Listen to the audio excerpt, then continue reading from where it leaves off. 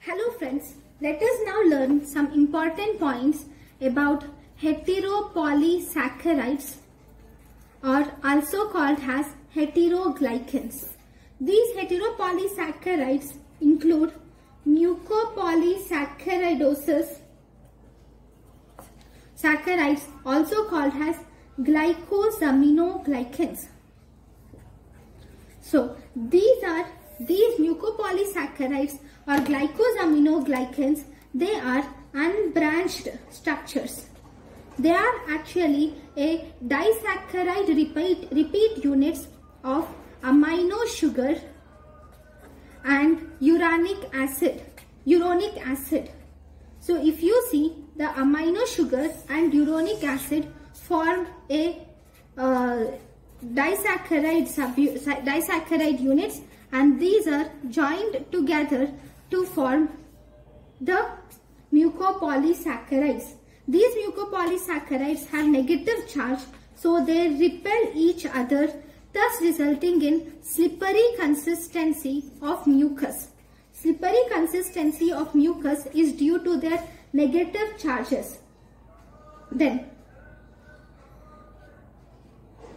fine, and they will bind to large amounts of water also. So these amino sugars can be, see here we said amino sugars and uronic acid. Now these amino sugars can be of two types. One, we have glucosamine can be present, or galactosamine. Glucosamine or galactosamine are the two amino sugars which you see in mucopolysaccharides. Okay, now we will see each mucopolysaccharide in detail. Okay, now the first mucopolysaccharide is about hyaluronic acid. This hyaluronic acid is actually made up of N-acetyl glucosamine will combine with glucuronic acid to form hyaluronic acid. This hyaluronic acid is the glycosaminoglycan without any sulfate group. It is the glycosaminoglycan without any protein linkage, and it is the glycosaminoglycan which is present in bacteria. It is also used in cell migration. These are important. Okay. Next, it is found on skin, synovial fluid. You can see this. It is found in bone. It is found in cartilage. It is found in vitreous humor of eye. It is found in loose connective tissue and also umbilical cord in the baby. You can see this hyaluronic acid. Right? The next glycosaminoglycan which is important is chondroitin. We have chondroitin sulfate. As the name says, it is chondroitin sulfate. Chondroitin is present in cartilage.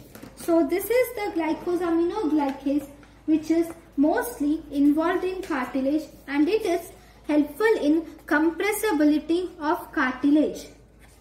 This chondroitin sulfate is the most abundant glycosaminoglycan, and this chondroitin sulfate includes N-acetyl galactosamine and glucuronic acid together combined to form this chondroitin sulfate. Chondroitin sulfate has N-acetyl galactosamine and glucuronic acid. Next we have keratin sulfate is present. This keratin sulfate is of two types, type 1 and type 2.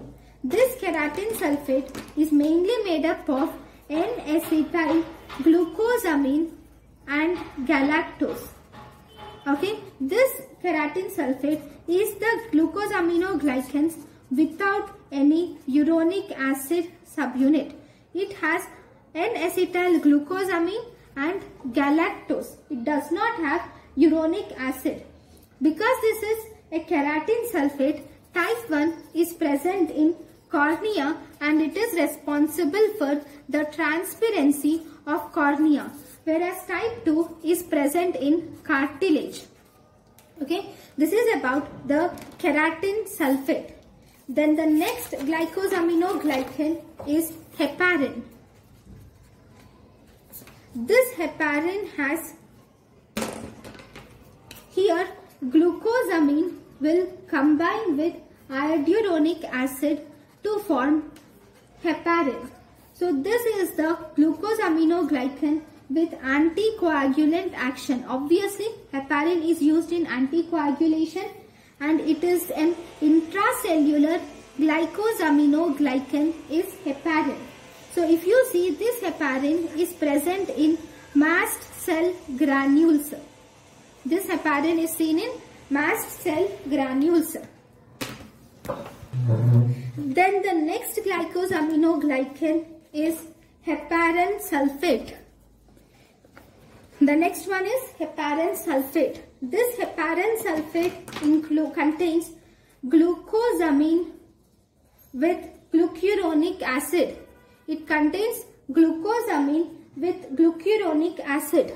So this heparan sulfate is the glycosaminoglycans which is present in kidney basement membrane.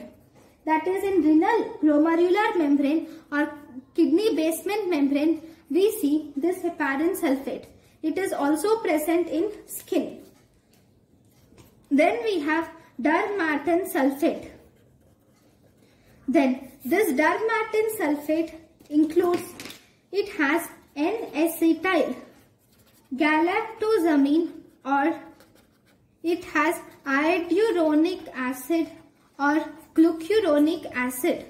This dermatan sulfate is the glycosaminoglycan which is present in corneal transparency, is dermatan sulfate, which is also responsible for corneal transparency. So based on all this, we will see some one-liners. Okay, these one-liners are also important. So first, which of the following glycosaminoglycan is responsible in corneal transparency? We have two glycosaminoglycans which are responsible in corneal transparency, which are keratin sulfate 2 and also dermatan sulfate. Then glycosaminoglycans which is responsible for compressibility of cartilage is due to, here cartilage, so it is chondroitin sulfate is responsible for compressibility of cartilage, and hyaluronic acid also is responsible for compressibility of cartilage. Then what is there is one intracellular glycosaminoglycans. The intracellular glycosaminoglycans are the two heparins, that is heparin present in the mast cell, and we have heparan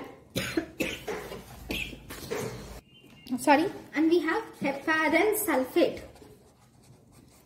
Heparan sulfate which is present in synaptic vesicles. Okay, now we have said about this glycosaminoglycans. Then where is this glycosaminoglycan synthesized? They are synthesized in endoplasmic reticulum and Golgi apparatus. Very good. Now, there is one test which will help us to detect this glycosaminoglycans. That is, we have mucin clot test or rope test. This mucin clot test or rope test will detect hyaluronate in synovial fluid. Here, in the synovial fluid will form tight ropey clot if we add acetic acid. If synovial fluid is to the synovial fluid, if we add acetic acid, then it forms ropey clot. So this is about mucin clot or rope test. Then now we also have, there are two things, right? We have two important things that have been confused, that is proteoglycans and glycoproteins. So in proteoglycans, if you see, the carbohydrates are present in more in abundance when compared to proteins, whereas in glycoproteins, proteins are present in more abundance when compared to carbohydrates. Then the examples of proteoglycans are glycosaminoglycans. All the glycosaminoglycans which we have discussed are proteoglycans, whereas the collagen is a glycoprotein. And all plasma proteins are glycoproteins except albumin. Albumin is actually a simple protein. Then these proteoglycans are always heteropolysaccharides, whereas these glycoproteins are never polysaccharides. Right. So these are the differences between proteoglycans and glycoproteins. So there is two more questions which were asked in the last examination, previous examinations. Which of the following glycosaminoglycan is present in atherosclerosis? In atherosclerosis, there is dermatan sulfate is present. In osteoarthritis, we have arthritis. Osteoarthritis is due to the membrane issues and cartilaginous issues. So we have chondroitin sulfate is the glycosaminoglycan which is present in osteoarthritis. So these are important points about glycosaminoglycans. Thank you guys for watching my lecture. Thank you.